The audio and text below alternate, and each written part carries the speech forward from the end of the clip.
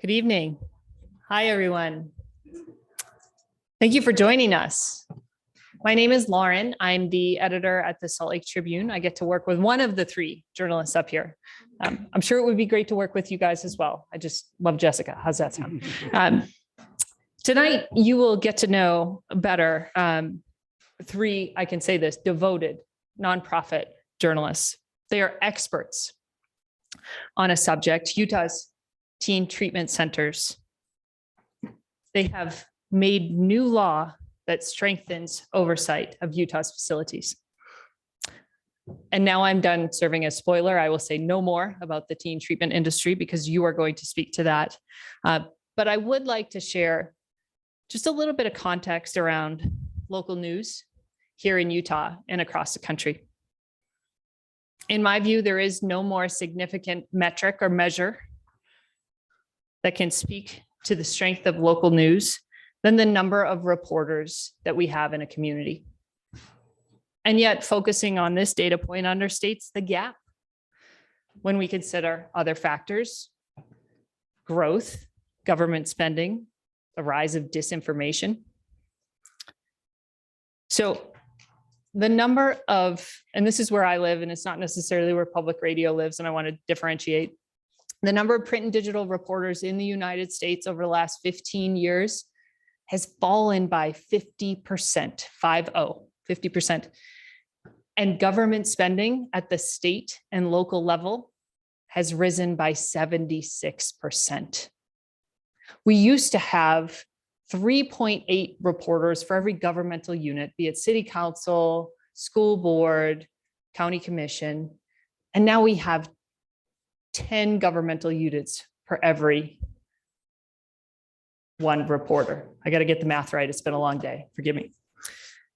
So what does that mean? In the fastest growing state in the nation, information vacuums are filled with social media, national TV, pink slime sites. I can tell you more about those if you haven't heard of them later. I'll be here after. And yet there is hope, in my view, through collaborations like this. We are combating disinformation and we are rooting more reporting in local communities. And your support makes it possible. If you are a donor, subscriber, or member, thank you. We're glad you're here. You are helping to create a stronger community and better small d democracy here in Utah. So thank you very much. I'm honored to open and I'm eager to hand it off to Maria, who's going to tell you a little bit more about how this collaboration came to be. Thank you.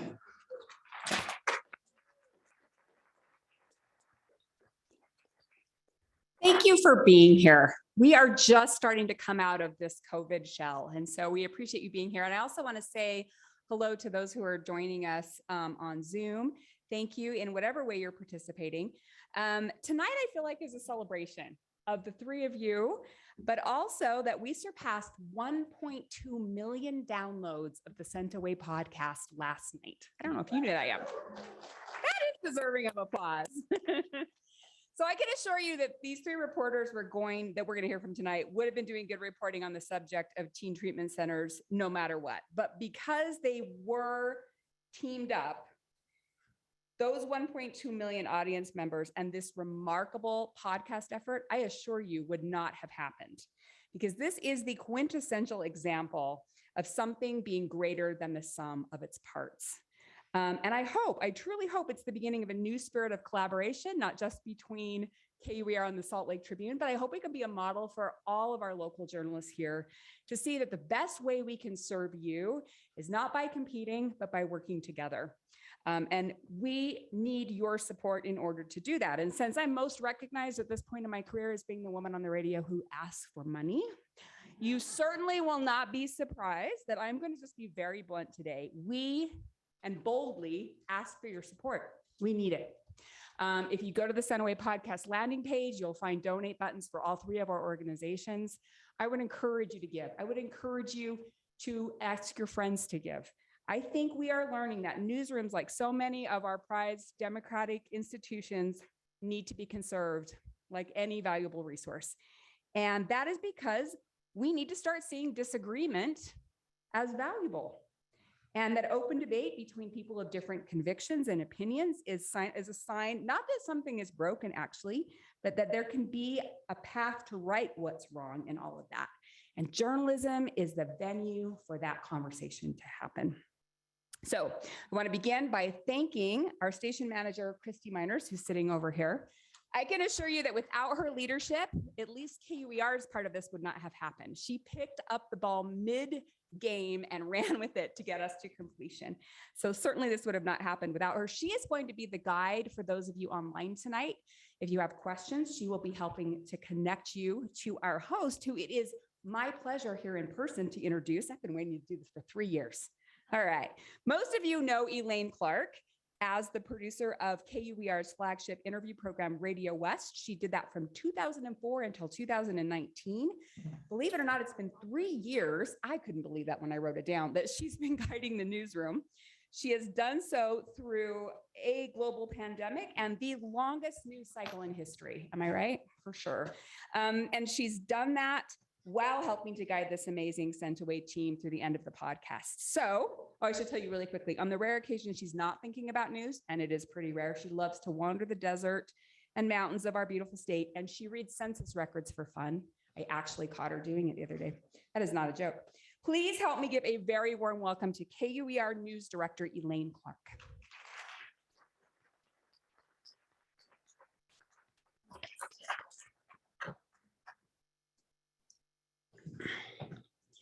So before we get underway, I will just say that we will be taking your questions later this evening, rather in person, or if you're watching us on Zoom. And we're using Slido for that, for both in-house and online. So if you have something you'd like to ask, you can go to slido.com, and our code is 258629. And it's really big on the screen behind me. So did I get it right? Yes, I did. Well, then it's my great pleasure to actually talk to the reporters here, introduce the reporters who were awkwardly made to sit on the stage while we did all the other introductions. David Fox joined KUER in 2019 when he opened the station's Southern Utah Bureau in St. George. He has earned national and regional awards with that work. He came as a Report for America Corps member, which is a national service program that partners journalists and news organizations. And last year, his focus turned full-time to Sent Away. Jessica Miller has been with the Salt Lake Tribune for 11 years. She's an investigative journalist with a focus on criminal justice. And now bragging on the Salt Lake Tribune, she was part of the team that won a 2017 Pulitzer Prize for coverage of the way Brigham Young University handled sexual assault cases.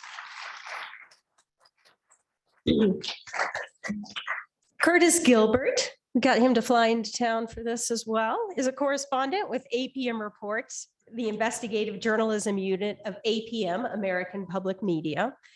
This wasn't his first foray into the teen treatment industry, and I'll let him tell you more about that in a moment. He's based in Minnesota, and we are happy to have him and all three of them here tonight.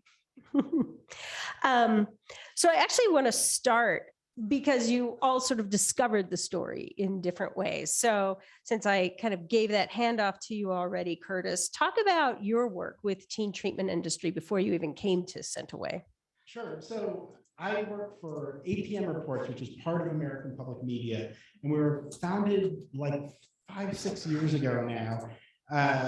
And the first big story that we did was in Minnesota. We're based in Minnesota. or at least half of our team is at this point. And it had to do with a large juvenile correctional facility in northern Minnesota. As a result of that reporting, which had some of the same themes you hear in Sent Away, and there was allegations of abuse, the way that those allegations were handled, the way the state of Minnesota in that case was overseeing this facility, it was shut down actually really quickly after we ran those stories. A couple of years after that, I decided to revisit the story. What's happening to these kids that were going to this place now? Well, it turns out they're being sent out of state now, all over the country, and including to Utah, by the way. And so Utah's always been in the back of my mind. It's like, what is up with that? Like, it seems like there's a lot of these programs in Utah. I don't think I ever really knew exactly how many. And then as we got the opportunity to work with KUER and the Salt Lake Tribune, we were able to really quantify that and also get at the bigger question, which had to do with how the state of Utah was overseeing that industry.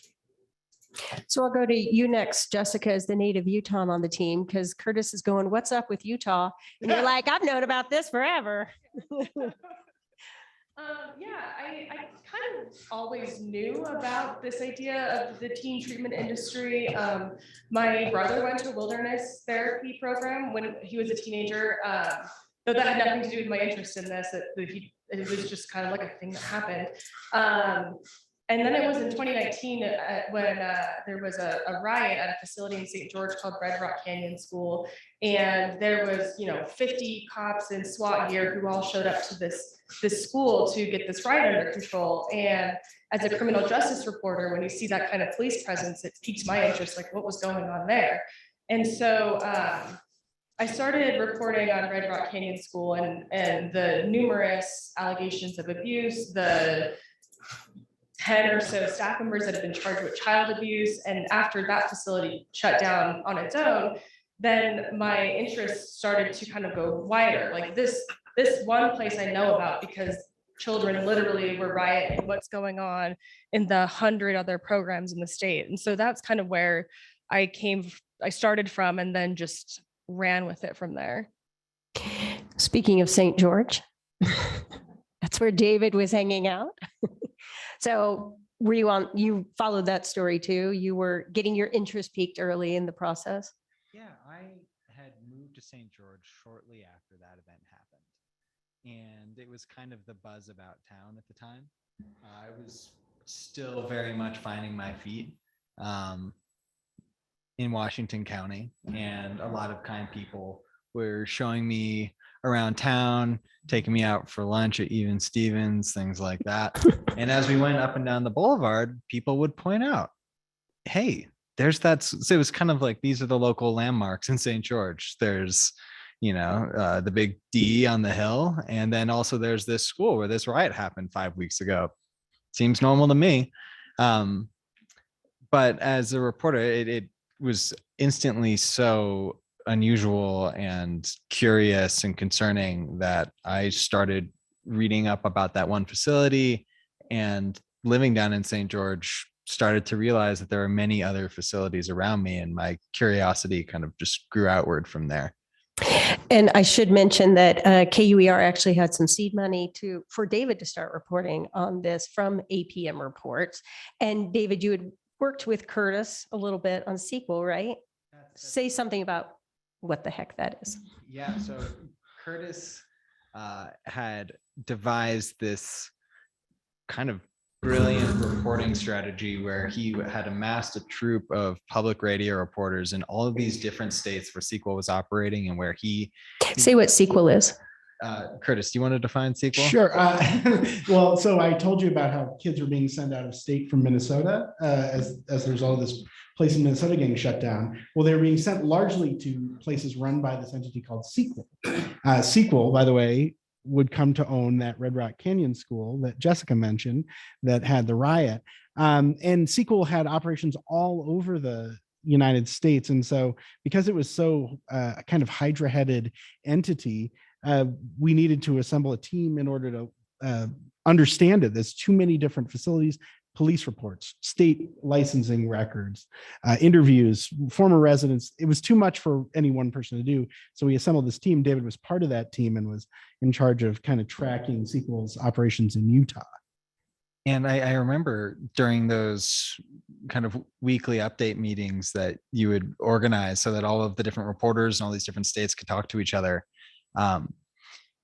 I just remember my experience being it seemed very different than the experience the other reporters were having, because it seemed to me that most of the reporters were looking at the Sequel operations in their state, and that would make up the bulk of what was happening in that state. And maybe there would be a handful of other facilities, but I would get on the call and say, Sequel's at the time 4 facilities in Utah are just, 4 among 100, and there was no other state that seemed to be like it, but we didn't yet have the numbers to really shore that up.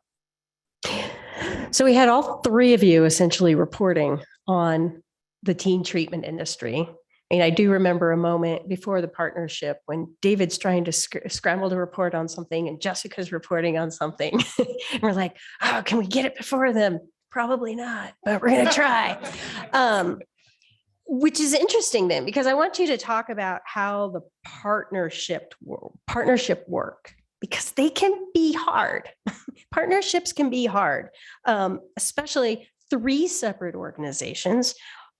Everybody already doing reporting on it. I think we all quite happily let our bosses handle the legal stuff.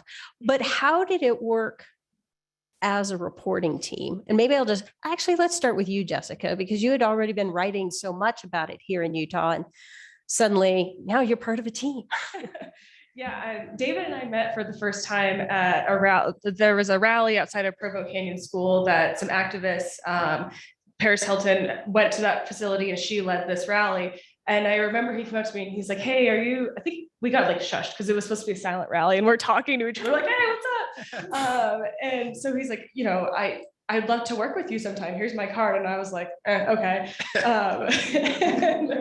And then, I think it was Elaine that had reached out to my boss and said, do you guys want to be part of this team, be part of this podcast?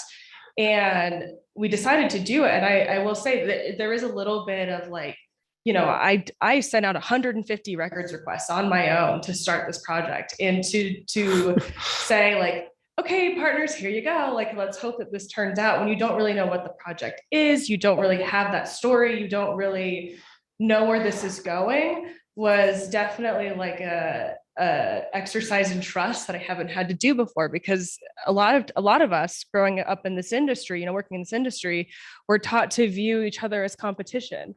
And so to take that element away and say, here's everything I have and that I've spent the last year doing, let's make it better and let's work together, was a hard thing to do, but was the best thing to do. The partnership worked out way better than I could have hoped for. And the work that we did was at a much higher caliber than I could have ever done by myself. Curtis, I'd like to hear from you on that too, how the partnership worked, because APM Reports works in a lot of partnerships. Yeah, and I think this would be the most ambitious one. I mean, it's the only one I can think of that involved 3 partners for starters, and working towards this 3.5 hours of really intricately produced audio content. That's kind of a big lift, right? And I think the reason it worked is because at its base, we all kind of saw the story the same way, and we kind of believed that there was a story that needed to be told here, that we were going to be able to do it. We had the records, we had the data, we had the sources, we were finding such an amazing number of former residents of these treatment centers. And I've done a lot of these kind of stories. I have never, ever been able to talk to as many people, people who were kids, who are now adults, who went through these programs and were willing to tell their stories. I mean, it was just kind of inspiring, actually. So I know everything just worked, but I think it's because we all kind of believed in the same thing. It's like easy to work together if you all have the same goal in mind. It'd be hard if we didn't. It might be impossible. And there's obviously bumps in the road, like people left in the middle of this thing. It went on for a year, but I was just really excited about how it worked out. I want to do it again. Same thing. I want Did you to hear make a that, guys? podcast He wants to with do a it again. newspaper and a public radio station. This was awesome. Let's do it again. You know? Well, you talked about believing in it and sort of finding the story. And a narrative podcast like this would never work without a story to hang your hat on. And there were big facilities that everybody had their eyes on, like Provo Canyon. That's the one that Paris Hilton attended, and she's been very vocal about. So all eyes were sort of there. And here's Integrity House, the small little place down in Cedar City. Jessica, we'll talk more about the data records that you gallantly secured, but it was a discovery in those records. Tell that story. Yeah, so we had received a whole huge batch of records, and it was more than even like the three of us could handle. And so we had brought in, reporters from our organizations to help us to get through these records.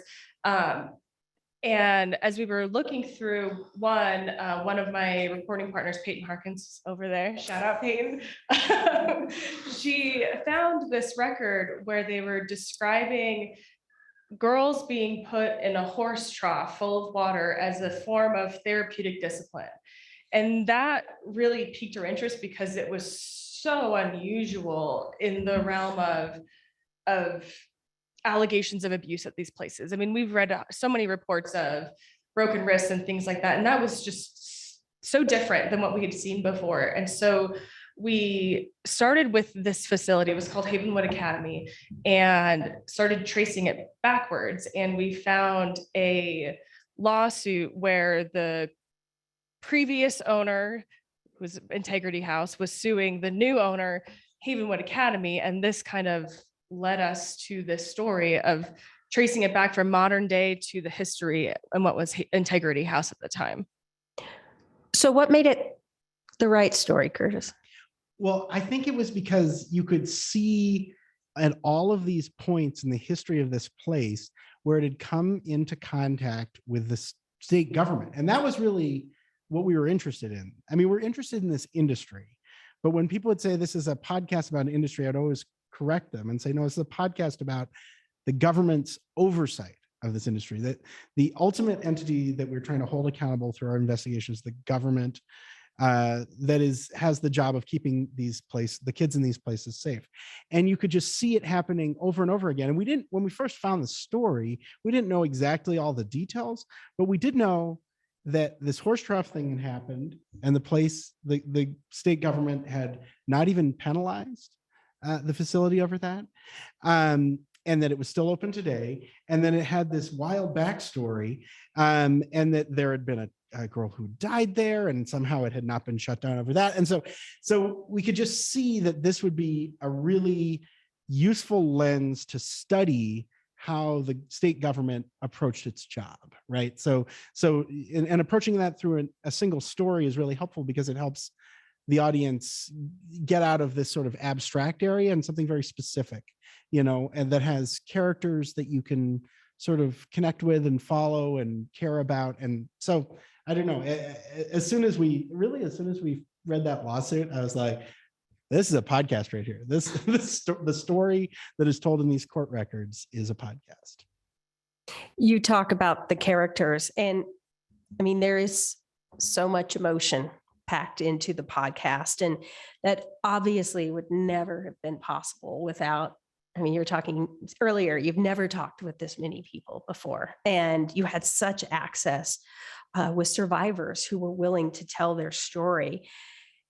And so it's just really striking, even as a listener, how much trust that was built up. David, maybe introduce us to Lindsay Bolam. How did you meet her, and how did you get to, and we'll play a moment from her in a few moments, but introduce us to her and how you got that trust built up. Yeah. In some ways, the reporting is quite simple in order to meet all of these people. You get introduced to one person. They have to take a gamble on you if they think that you're trustworthy, and whether they can trust you with perhaps what might be some of the more difficult memories of their early lives. And, if you keep your word and you do what you say and it goes well in that first conversation, maybe you'll be introduced to somebody else that they know. And that process is kind of what replicated itself over and over and over again. And Curtis, I remember you had a phrase that you would say often during our early reporting, which is the question of when do you stop reporting? And you stop reporting when you hit diminishing returns. And it seemed that the more we talked to people, the more people there were to talk to. And so we kept going and going and going. And eventually you get plugged into perhaps Instagram groups or Facebook groups or kind of small pockets of people who have been connected through this and have been talking to each other for a long time. And so I met Lindsay, I believe through one of those groups. And my approach usually, especially then, was to try to take things slow, explain to people why I wanted to talk to them, what I wanted to talk to them about, have a conversation about what they would be comfortable with in that conversation, whether they were comfortable with that conversation being recorded or how it would be used, whether they were comfortable having their name attached to it or having their voice appear somewhere in public. So there was a lot of people that we talked to who didn't feel comfortable with those conversations being presented for public view. And Lindsay was willing to put her story out there. I think she and I spoke about how she never really expected to talk about this really to anyone. Since she's a mom now, has moved on in her life, but she certainly never expected to talk about it in such a public way and about some of the things that happened to her when she was in her late teens and got sent to Utah and ended up coming back. Let's play that moment from Lindsay Bullum.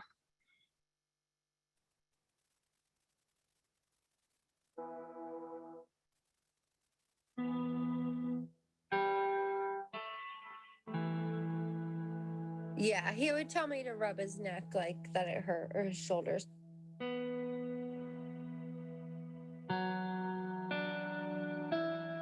And sometimes it was in front of Zelfa, like sometimes it wasn't, like, and that's another thing that, like, when he asked me to do something and if Zelfa's around and she doesn't seem to have an issue, like, as a 17-year-old girl who is in somebody else's home, you're just gonna do it.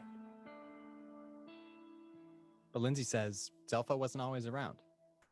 Sometimes Daniel would come into my room at night when I lived at their home in Utah, and he would rub my back. He would oftentimes ask me to rub his shoulders and his neck. I mean, it was something that I would never mention to Zelfa. I felt close to Zelfa, you know, I felt like I just felt connected to her. I've always felt a strong connection to females. So I definitely did not feel like it was something I was going to share, like, hey, your husband's coming into my room at night and rubbing my back. Like, it was never said to keep secret.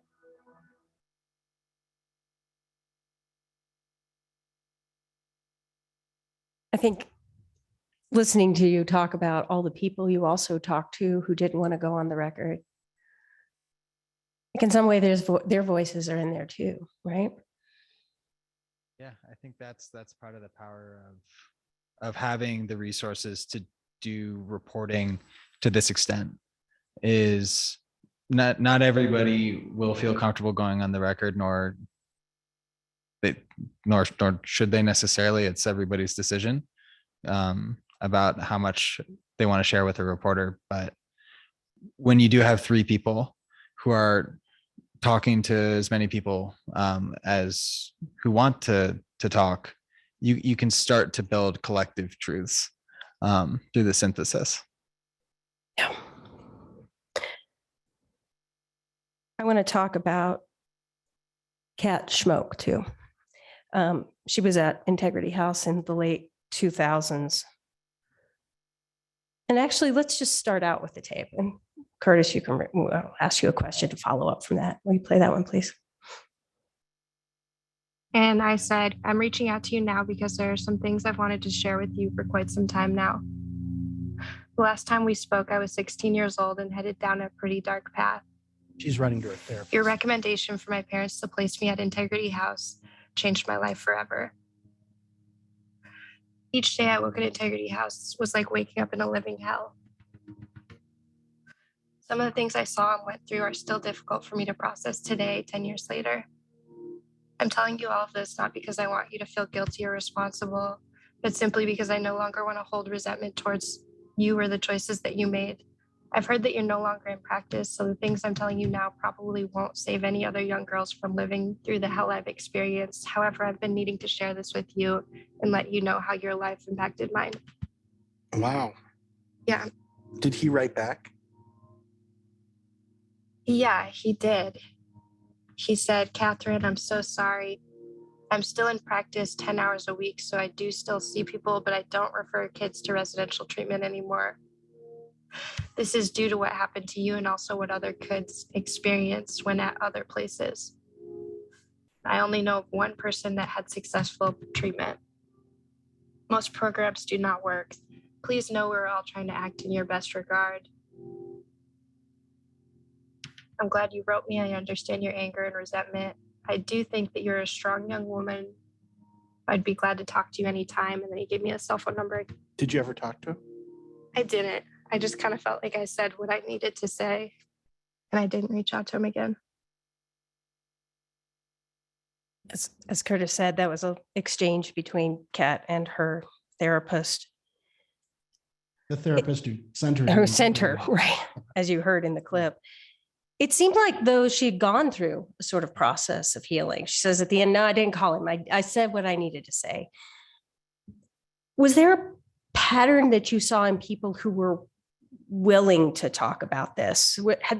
Was it people who had processed it more than others, maybe, who maybe weren't as comfortable going on the record?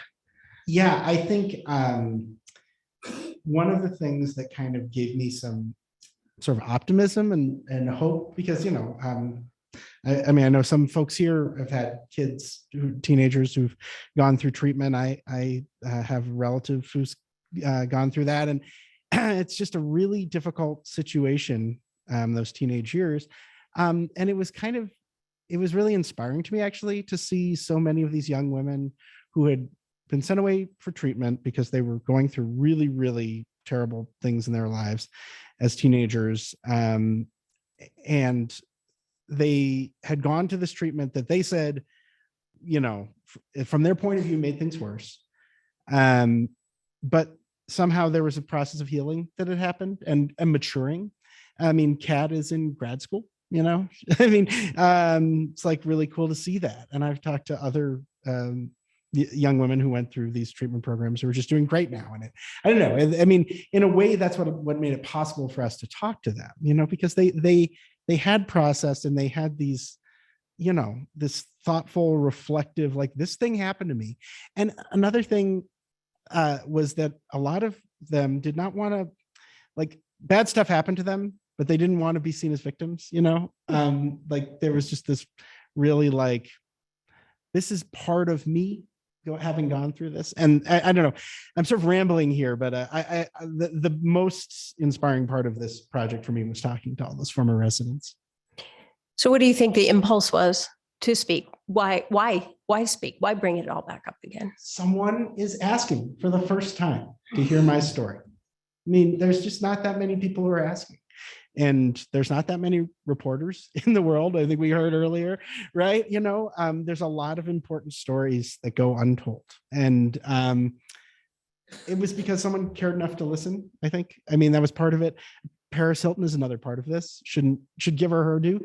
I think that she was really an inspiration, particularly the young women who've gone through treatment in Utah. That like, well, glamorous Paris Hilton went through this too, and she's out there, and so that I think that's a part of it as well. But the biggest piece is that the reason that people tell their stories is because someone asked for the first time. Did you want to say something? Yeah, one thing that came up a lot, and Jessica, I would expect you encountered this too, is just also a sense of it was first that somebody asked, but also kind of a lingering sense of unease about the whole thing, and that more people should know about what happened to me and what might have happened to other people like me. And people should know about this because it doesn't feel okay. Yeah, totally. Do you want to add anything? Oh, don't worry, we're coming back to you.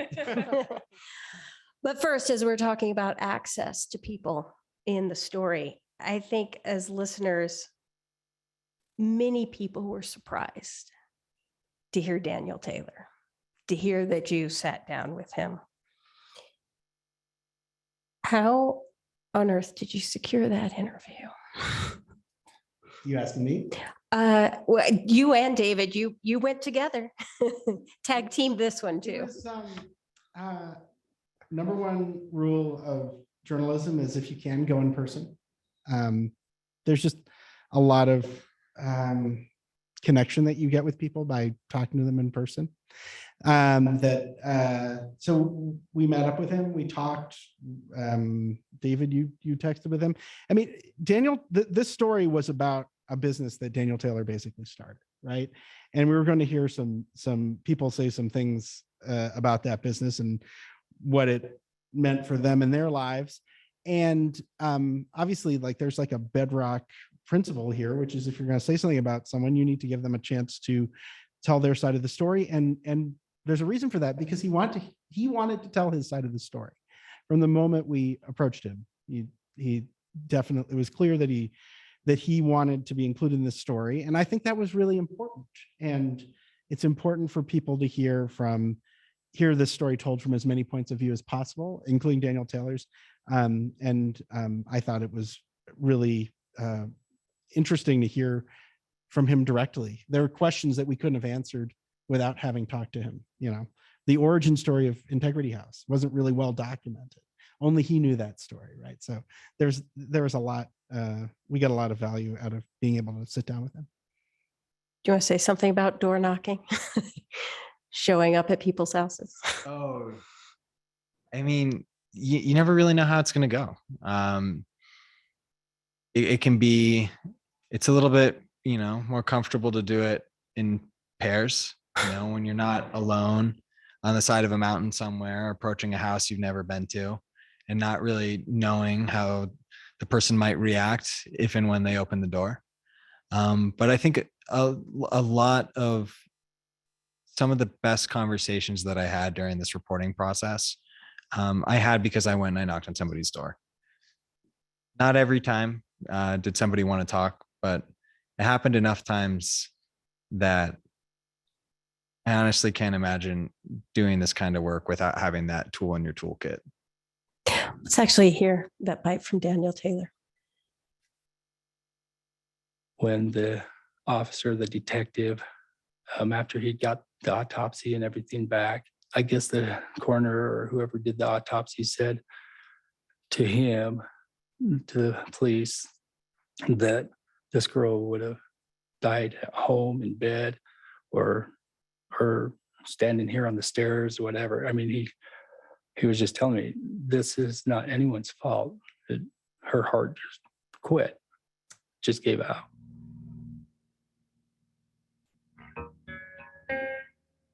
So your understanding is that she had a heart attack?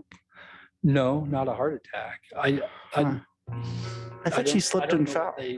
No, that wasn't how she died. Some people say that, but to my understanding, it could have happened anywhere.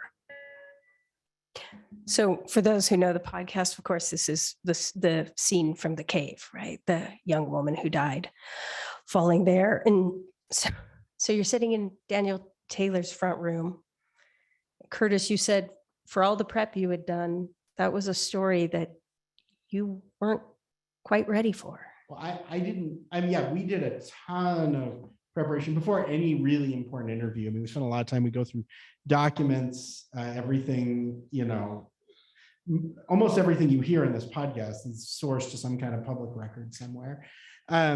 And we'd read, obviously, the investigative report on this tragic accident in this cave that happened in 2002.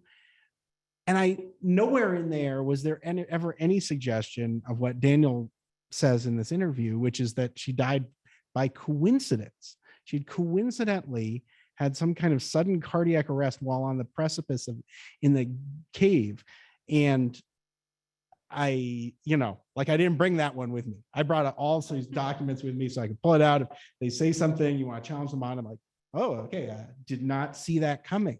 But the good news is that he's referring to this, or not good news, but that from the reporter's point of view, you're trying to get to the truth, right? And he's saying, well, the medical examiner report says that it was an accident. Well, no, we have the sheriff's report on this, and it says what the medical examiner found, and it doesn't say anything about that.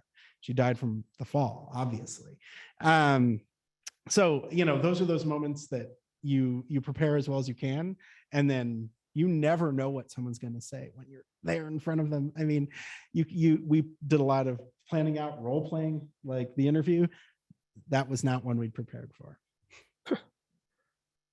Anything else you want to say about the Danielle Taylor interview? Sitting there in the front room across from, just impressions or? Just that it's really important moment in the reporting process.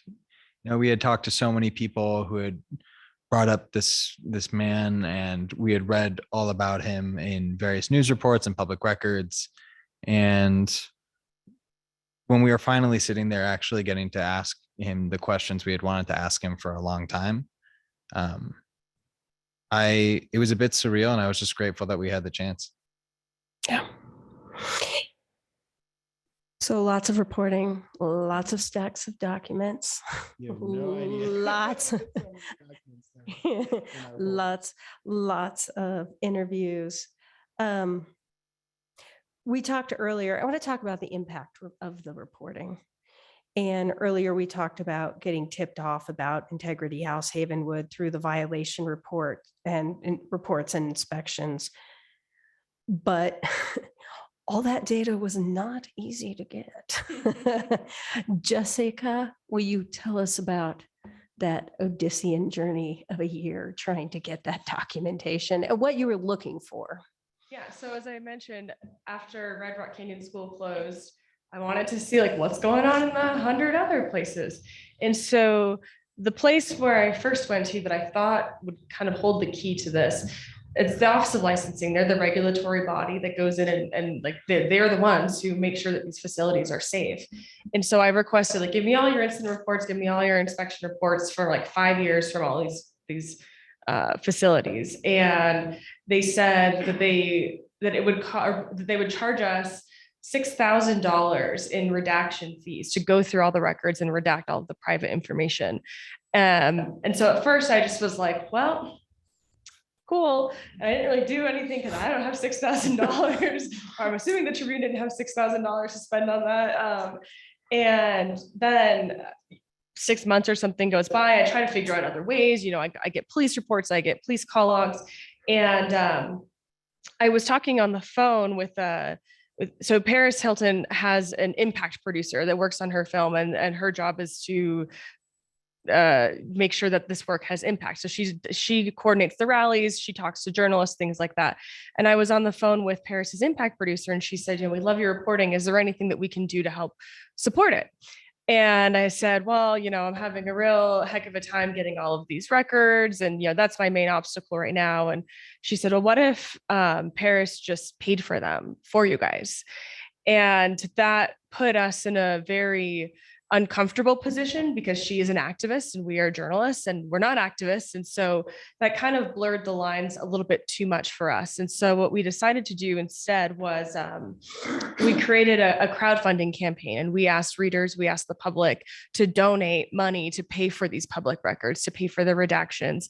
In exchange, we would post all of the records online. We'd make a database so that all of these records, anybody can view them now. Parents who are thinking about sending their kids away to facilities in Utah, they can look at violation reports, inspection reports, and they can have that information now. And so we started our crowdfunding campaign.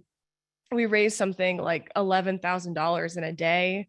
Not all of that came from Paris Hilton. We did have about 100 donors in total. So that really showed that there was a great need for these records, or a desire from the public to see these records. And so it was right around the time when we were receiving the records that we started our partnership. Actually, this was something I'd done on my own in the Tribune. And so I was super excited to have people to help figure out. Talk about how much we're talking about here. Like, how big's this pile? Big enough that I was awestruck that Jessica had figured out a way to get all these records. It was thousands of reports, I would say. I don't even know. I'm not sure I ever counted them. I asked our data reporter to count it up. I think it was certainly in excess of 10,000 pages of documents, and maybe as many as 15,000. It was right in that range. I think we say the number in the podcast, but I don't remember it. It was a lot of data, a lot of records. Mm-hmm. Yeah, so we were able to not only now have this database for people to go find records, that also let us, we have this really great data reporter who works at APM, his name's Will Kraft. He could now take all of these records and do his computer magic and make data out of these text files and tell us, you know, that 98% of the time the state's going in and finding nothing is wrong in a facility when they do inspections. You know, he was able to extrapolate data from these records, which helped our reporting and was really incredibly important for the podcast, as we're trying to understand the role of state government and what they're doing to make sure that these facilities are safe. I mean, what I love about this story is, as we're talking about partnerships tonight, it's not just the journalism partnerships, it's also the public part of that, right? Like that seems sort of inspiring and incredible to me. But now, all these thousands of dollars later, the state's putting the records online. Why now? Why not before? Why now, Jessica? Well, I think the answer to why now is probably us, because they knew they weren't going away. Because when we'd raised enough money with plenty to spare that every 6 months I was sending the records requests. Give me the next 6 months. Give me the last 6 months. So we weren't going away. I know that another activist organization, they also were filing a lot of records requests and had the money to pay it. It does seem like the government often, when they don't want to fill records requests or when they're large, they just send or give you a really big price estimate to make you go away. And that was clear that like we were not going to be going away anytime soon. And so because of the increase in the work, as the Office of Licensing has told me, because of the increase of work, because of our records requests, us and others, they've decided to make these records available on their website when you look up a license. So now when you go look up a facility, you can see what their latest, well, not now, it's not up and running yet, but this summer, you'll be able to see their latest inspection report, what violations they've had. And so that will be another resource for parents or anyone else, to see what state regulators are finding when they're going into these facilities. So this is about transparency.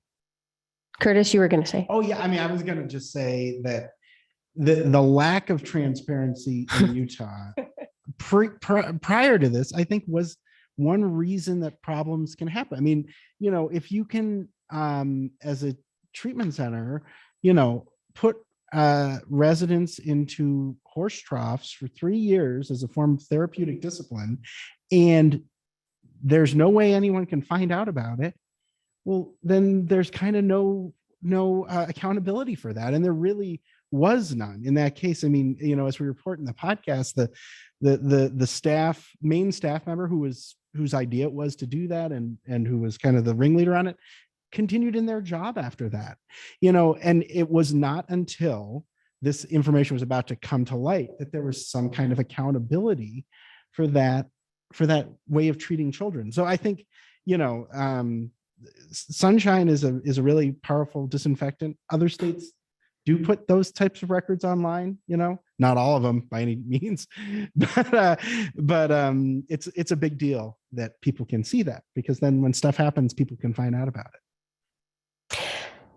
So it led to greater transparency, but also real changes in the law too. And Utah State Senator Mike McKell directly credits your writing, Jessica, for the changes he introduced and got passed.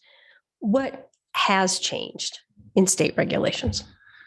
So Senator McKell passed a bill in the 2020 or 2021, 2021, sorry, time, where there are some things now that just aren't allowed.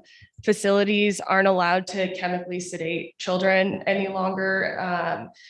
The seclusion, when they can put them in seclusion, is greatly limited. Children now have the right to talk to their parents in unmonitored phone calls without staff members listening to them. That was pretty normal before staff members would listen to the phone calls. And then it provided more funding for regulators so they can hire more people, they can get into these facilities more often. So now they're going in to the facilities 4 times a year, sometimes unannounced, which prior to this, it was once a year, and the facility always knew that they were coming. And I was speaking to the licensing director recently, and she said, if they know, if you know someone's coming, you're always going to clean up your house. And so now they're going in without that advance notice. They're finding more problems. And there's much more reporting requirements as well. Now, every time a staff member physically restrains a child, holds them down, they have to report that to the state. So there's much more transparency. The state now has a better understanding of what's going on in these facilities than they ever have before. Is that the end of it in Utah? Do you see more reform coming down the pike? Well, that's a good question. As I've talked with Senator McKell about this, he really wants federal legislation. He thinks that there are some issues within this industry that only federal oversight can bring. For instance, how kids get to these facilities. They get here through these like transport services, which parents hire somebody to come into a kid's bedroom in the middle of the night, take them out of their bed. They can use handcuffs, blindfolds, they can do anything that they want to get a kid into a car, onto an airplane, and to a facility. And when you're looking at state regulations or state legislation, you can only regulate what happens in your state. And so he says that to reform that part of the industry in particular, you really need federal oversight so that the kid coming from Michigan to Utah is being treated the same as a kid in Utah being sent somewhere else or being sent to another facility within the state. And there is some national legislation could be in play. David? Yeah, that's right. There is federal legislation that has that is going to be, I guess, proposed and released to the public where everyone can see it in the coming weeks. It was announced last fall that Representative Ro Khanna, I believe from California, was taking this issue on, and I think we're pretty excited to see what the actual letter of the bill has to say. I do want to get to audience questions. I am keeping an eye on the time, and we've got some really great audience questions. So we're going to get to them quickly. But before we do, I want to ask you this finally. What did you take away from this year of reporting about the industry, or maybe even as a journalist? What did you take away? Curtis? There was a lot that I took away, but I think being here tonight up here with you guys, I think there is there just isn't enough of this work going on in this country right now. And the way you know that as a reporter is when you ask for a government record or something, and or ask someone to tell a story of something that truly people ought to know about, right? And the government bureaucrat looks at you and they're like, huh? You want this document? I don't know. I don't know if you can have it. What that tells me when I hear that is no one's ever asked for that before. So this is unplowed ground. And that's cool. As an investigative reporter, you get to figure out something no one's figured out before. But there ought to be more stuff that's getting figured out. There shouldn't be so much of like the way power operates in this country, the way government operates, the way business operates, that is hidden away from public view. And the reason it's hidden away is there just aren't enough people looking for it and digging for those documents. And so we need more of this kind of work. like this partnership's awesome. There should be like 10 others, and there should be, you know what I mean? And there should be more people doing it. And that's what I would love to see in the world. What about you, Jessica? I mean, I think one takeaway that I have, especially as I've written about this industry, you know, I've done reporting that's led to reform, and I think as I think about going forward, it's still kind of amazing to me how much we haven't reported, all of the stuff we still could report on, or like within just this world of the teen treatment facilities. There's still so much. I mean, there's still so much more reporting or discussion about policy with like the transporting, how easy it is for people to open a facility, how hard it is to shut one down when there is a problem. And so I think that though we've seen a lot of reform within the state in the last year or two, there's still a lot more that could be discussed in the future. And David? Oh, they got to go first. They took all the good stuff. No, I think a big thing for me that I have been continually impressed by, as our reporting has gone out into the world in articles and radio stories, and now as the podcast, is just the impact of transparency. That things could happen, they could happen in a certain way that many people felt wasn't okay, but as long as the public didn't know about it, people kept their jobs, facilities were never penalized, licenses were never dinged, parents could never learn about it unless they knew to request some specific record that was hidden away in a government kind of filing system. And what has been really thrilling as a reporter is to see when we put that information out into the world changes a little bit. And I think it just makes you really encouraged to try to do more and more of this work. I know it is pretty similar to what Curtis said, but it's something that once you've had that experience of being able to aid in that process, you want to do it more and hopefully make the world a more transparent and kinder place, I suppose. So we have been collecting questions from the audience, and you can still submit those at slido.com. When you get there, just put in the code 258629. So let's throw a couple of these your way. How did you come to select the material of episode 1 as the starting point for this series, sort of from a story structure point of view? And did you have any debate as a team for a different way to open this story to the public? No debates at all. Okay, so if you go into our draft script for episode 1, I believe we were on, so it's like Sent Away, E1, episode 1, the 10th iteration of that. That the first iteration of it, we probably wrote in August or September or something like that, you know, where we were just like kind of playing with the pieces. So yes, there was a lot of different ways we talked about starting the podcast and starting each episode, like, and how each one was structured. I mean, those change a lot, but you know, there's a saying about journal or narrative, like storytelling structure, which is like, you know, most stories you tell, you know, chronologically. So like chronologically in the story of Integrity House, what happens? It opens, or kids start going there, and within a little over a year, one of them dies. And then the state has to figure out what to do about it. And so it, you know, if you're looking at the themes that this podcast is meant to exempt, kids coming to Utah from all over the country, how easy it is to start up one of these treatment programs and how many there are, and what the state does when things go really wrong at them. It kind of had everything that set the table. And then, you know, episode 2 is called What They Saved, because at the end of episode 1, the actors in this story essentially work together to save Integrity House, to give it a second chance. And so episode 2 is called What They Saved, because it's like, okay, so you saved this place. What did we preserve to continue providing to kids around the country? So, but yeah, we went through a lot of revisions, especially on the first episode. Well, one thing I thought was really interesting, I think one version of episode 1 we were starting with the scene of the lawmaker saying, "We failed you." And then that just got cut because it didn't make sense. We had to explain Paris Hilton and do the whole legislator thing. But then, like, when I was writing episode 7, we were like, oh, that could work. And then I just pulled it from episode 1 and dumped it on the end, and it was perfect. So it was like they'd already written this great scene that didn't quite fit in 1, but it fit really well at the end. And so it was interesting to see like how interesting it kind of just these like puzzle pieces. You just got to figure out where they go.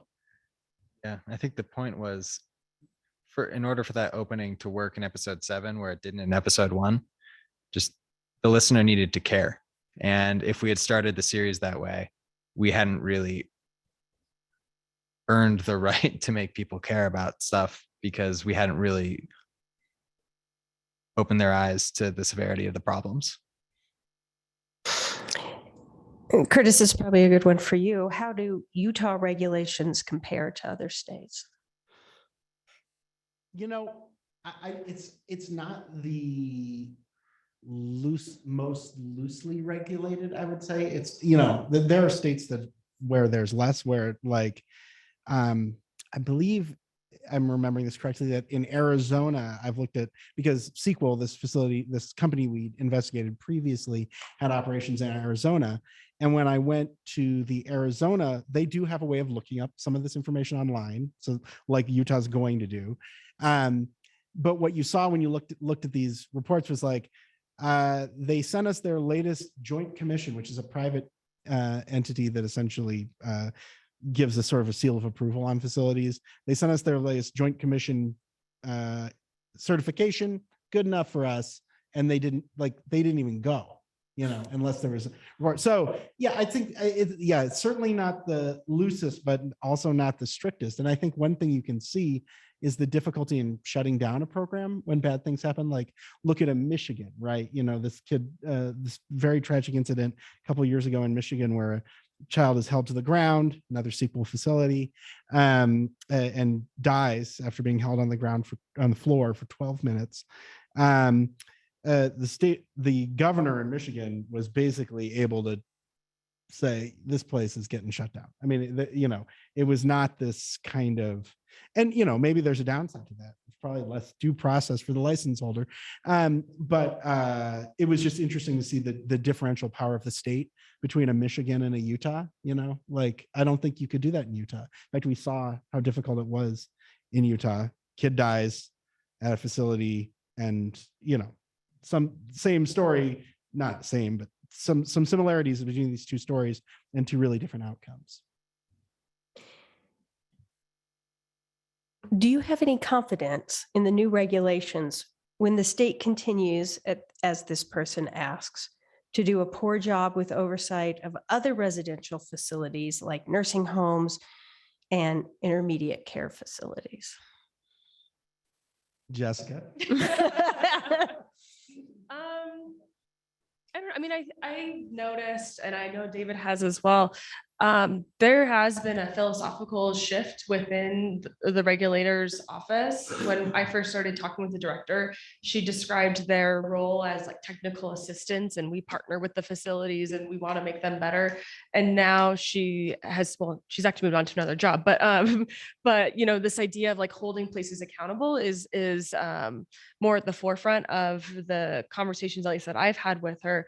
And so I guess I don't know is the actual answer to the question. I'm not sure. I don't know if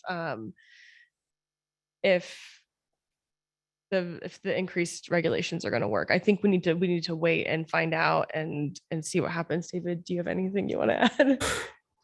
Yeah, I think those kinds of questions make me, they're really hard to answer as a reporter because they kind of ask you to predict and speculate, and that's just not really our sweet spot. I actually get really uncomfortable when being put in that position, especially when speaking in public. But I think what Jessica said about the tonal shift in some of the quotes that you might see in our stories coming from the Office of Licensing versus stories that go back decades, you kind of have this long legacy of representatives of that office presenting themselves as technical assistants is a phrase that comes up a lot. over the record. And I think now in some of our stories, that language is changing, and whether the implementation will change, we'll just have to see. This person asks, I think, an important question from a parent's point of view. Is there now a protocol for parents based on your reporting for research prior to sending their kids away for help? And I know we talked a lot about this in the editorial process. Like, these are parents in desperate situations. How could these records help them? What would you advise a parent to do? Or in the coming months, advise a parent to do? Well, as some part of this reporting, I did spend some time talking with experts about treatment, and everyone that I spoke with, even the National Association, the trade, or it's called NATSAP, this trade association that represents these facilities, even she said that the best option is to try to keep a child within the home, and that these facilities should be used in more extreme situations. Like we heard a story about Michelle Westmoreland's son was, I think he was trying to light his house on fire or something. It's for situations like that, like kids who are suicidal, kids who are trying to light their homes on fire. Maybe those are the kids that we send to really intensive short-term residential treatment. And then these other kids who are struggling, finding better options for them where they can stay in their homes and stay with their family is kind of what I was told by these experts was the way to go. And I think that for parents, when they're struggling with this, doing that research, hopefully now this information is more readily available than it was, in the early 2000s, when there wasn't all of the internet and or wasn't as readily available as it is now, and being able to look at the records that we've now been able to publish to see, if there have been problems in these facilities with, the asterisk attached of this is just what the Office of Licensing has been investigating. So there's always the chance that, or the likelihood that there might be things going on in the facility that isn't being reported to the state. I think this is a question I've heard from a lot of people, as this process has been going along, and that is that the podcast doesn't really address the wilderness programs. And this person asked how the wilderness programs fit into this story. I can take that, and feel free to jump in if you have anything to add. I think when we are researching kind of this entire industry and trying to wrap our arms around it, one thing that you see in the historical record is a lot went wrong with some of the wilderness programs in Utah in the early 90s through the 2000s. There were a number of deaths that have been written about extensively. So it was definitely something that we were thinking about, something that we understood was kind of foundational to the idea that kind of the seed from which this entire industry sprang. One thing that I heard a lot from many of the people that we spoke with is that the wilderness programs and the residential treatment programs are often presented as kind of a larger treatment ecosystem, that you might send someone to a wilderness program, and then from there they might be referred to a residential program. That's usually the sequence that I heard it, but people might have had different experiences. I think the reason why we really honed in on residential treatment programs, just that in Utah, there are more of them. When you count the number of licenses, there's somewhere around 100 residential programs. Where is it fewer than 10 wilderness? Like 14 or something. 14. Yeah. Maybe there used to be more. I wonder if there used to be more. A while ago, there used to be more, but I think it's a valid question. And I think, as Jessica mentioned earlier, there's always more reporting to be done. All right, we'll throw this one out here. Maybe we'll throw it. I'll let you guys fight over it. Do you think that the predominant faith here, members of the faith of the Church of Jesus Christ of Latter-day Saints, has some responsibility for the long lag time between accusation and police intervention it seems that in a town like Cedar City, people know each other and are not willing to prosecute, which may also go to a small town question too.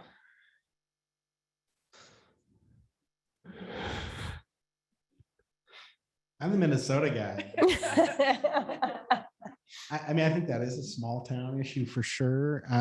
Is it a Utah small town issue or is it a small town issue? I feel like I'm out of my depth on that. But I mean, I think that there is a sort of a trust within any kind of community, and there's a lot of trust that kind of existed for years between the government regulators and the people they were regulating, right?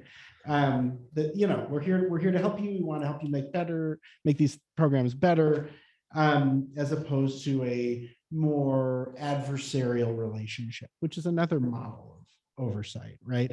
And so, I think it's possible that some of that comes from a sort of a homogenous culture. I don't know. That's just speculation. Jessica, do you have a theory here as the native Utah?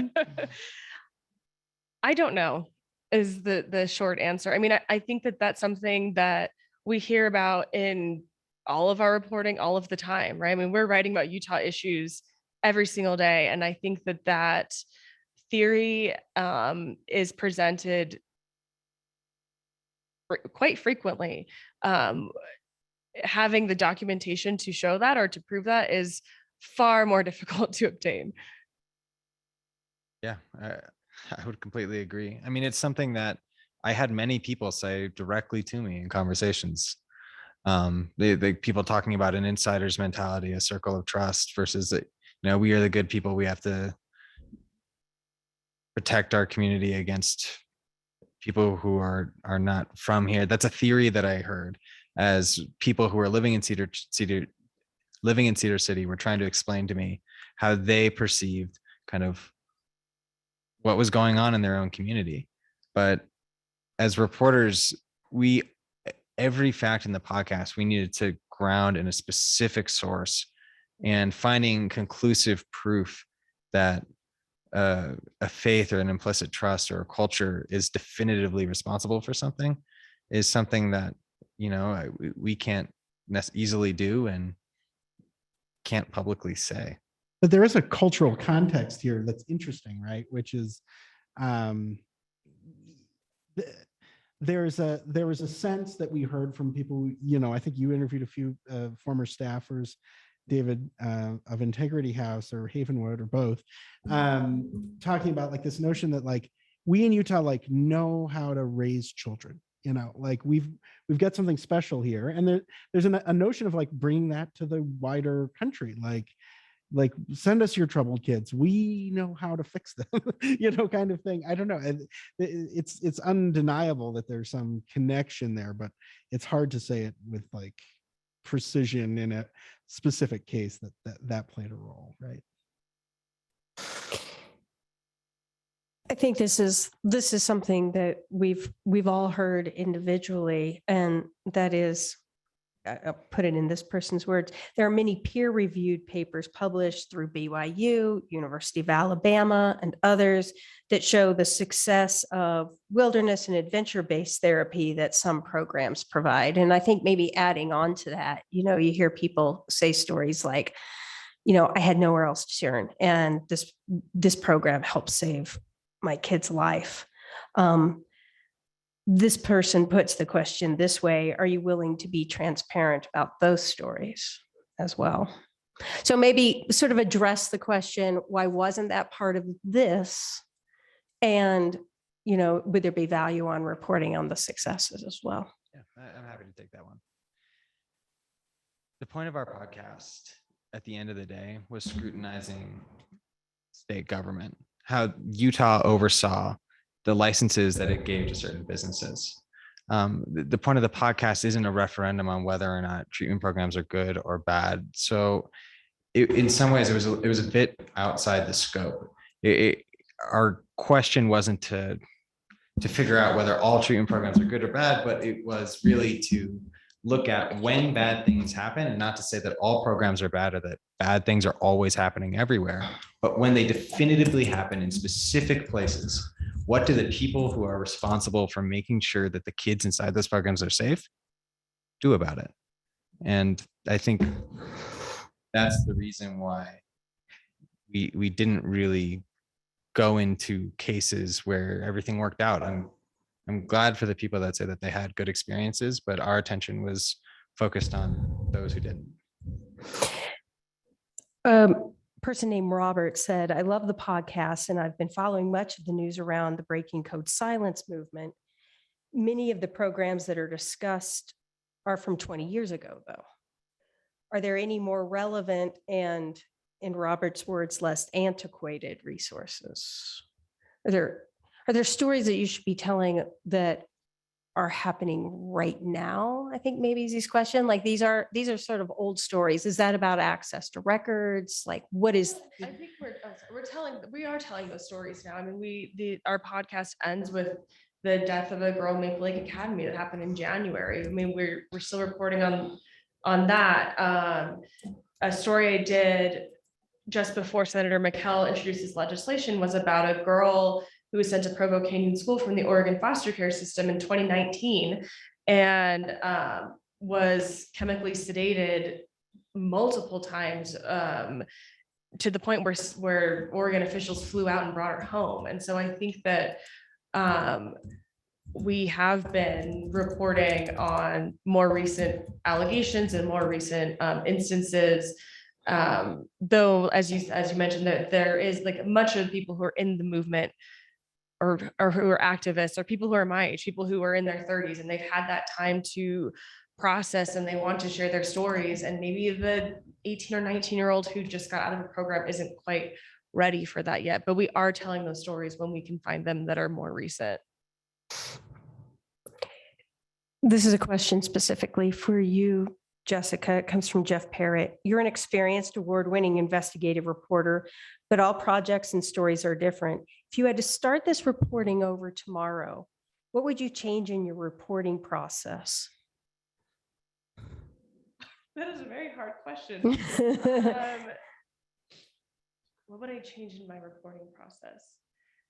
I think when I first started this reporting project, I was doing a lot of it alone. I was working by myself. I wasn't on a reporting team within the Tribune. And so I think that I spent so much time, I spent so many hours just like filing like records requests after records requests. And I wish that I would have been able to collaborate sooner, whether it was with these guys or whether it was with someone with my own newsroom.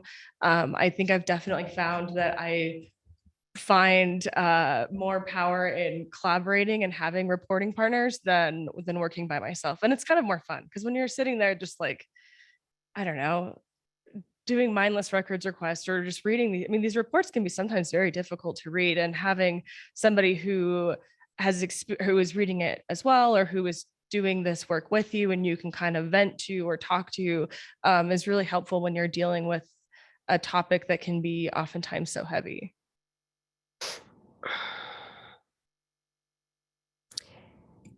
Any idea if Danielle Taylor's listened to the podcast? I sent him a link. Could you get a little closer to the mic? Yeah, I sent him a link. There you go. That's as much as we know.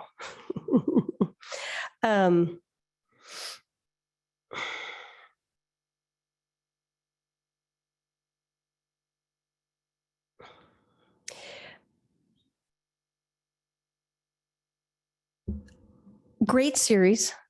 I worked for Outward Bound and enjoyed kids looking for a challenge, but not the idea. It is therapy. I get the creeps seeing all the facilities in Utah.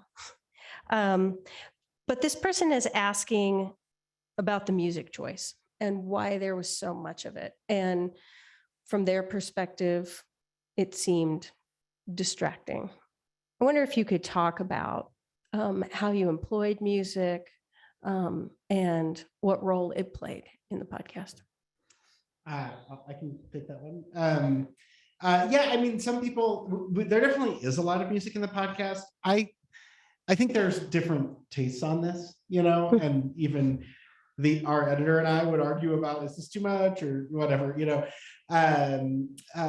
I personally really love the music. Rowdy Nickpour, who is a audio engineer and composer at KUER, wrote a lot of the music that you hear in the podcast. It's originally composed for it, and that was just amazing to have that. But the way we use music, sometimes people talk too fast, like someone's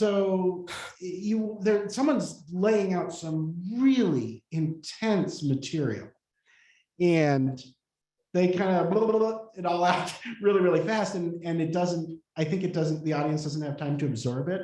So a lot of what we're using music for is to create space and time to let each sentence or even each phrase sink in, so we'll essentially take this audio recording, this interview, and break it up a little bit, and then you need to fill in those gaps with something, and that something is music usually.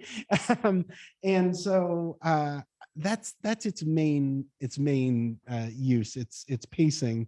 But I've heard that feedback from other people. Some people thought there was more music than it needed. I don't know. I like it. I really love the music. It's one of my favorite things that we got to work with on this, is this really unique, very stark electric guitar based music. I thought was cool. We know how expensive, we've heard a lot about how expensive these centers are. What's the cost like for a month of? It can vary. Depending on who's paying, for starters. Like the California Adoption Assistance Program. So for California residents who adopt children, they'll pay something like, I believe the number is up to around $11,000 a month for residential treatment. That's a lot of money. That's 6 figures in a year.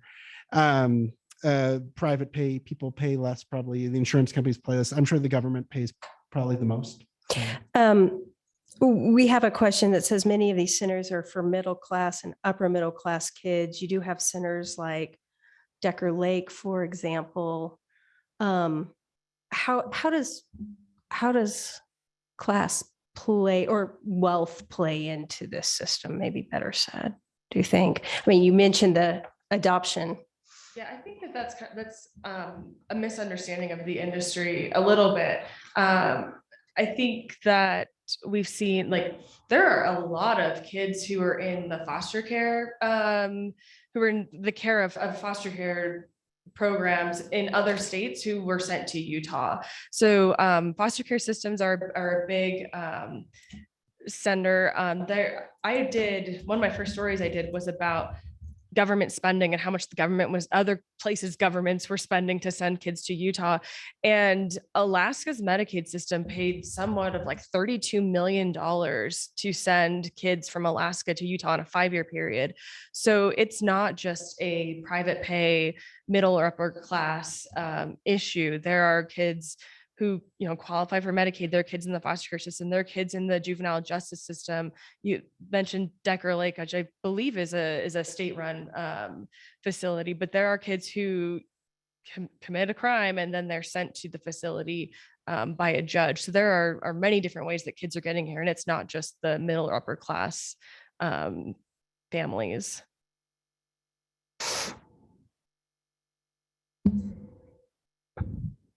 Thank you all very much for your hard work and for being here with us tonight. Do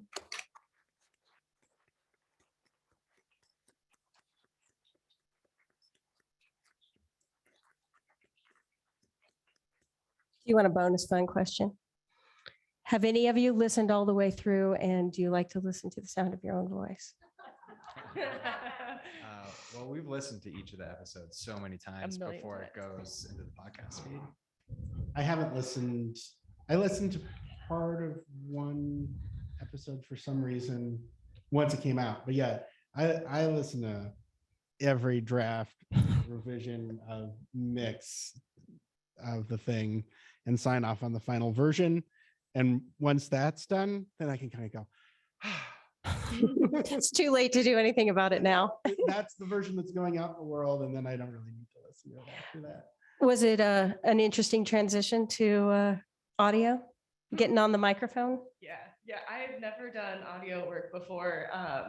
And so it was a really interesting kind of like experiment because it was like, I don't know if I'm gonna be any good at this, but I don't really have a choice. And so it was fun to kind of experiment with like what worked for me. Like I had my editor on Zoom, and then I had our engineer, and he was great, and he would give me lots of good feedback. And like, what if you tried it standing up? What if you tried it sitting down? What if you use your hands? What if you say it this way? What if you say it that way? And so there was just all of these. Sometimes it would be like I have to do something, or I'd say something, and I'd have to do it in like 10 takes, and I couldn't do it.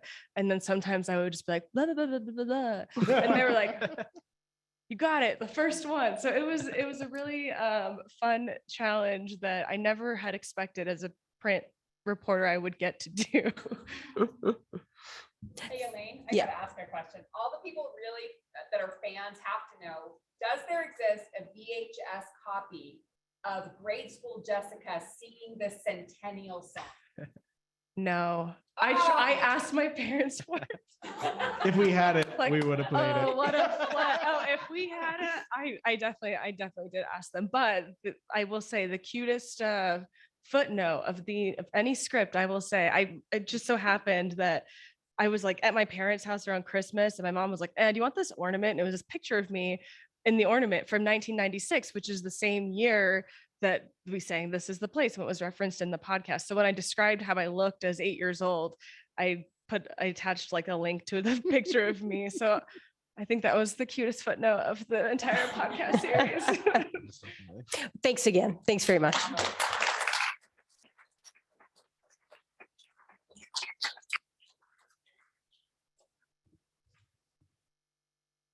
Thanks to all of you for being here tonight. We really appreciate it. And thanks to all of you who listened on Zoom and submitted your questions. Good questions. Yeah, thank you, Elaine.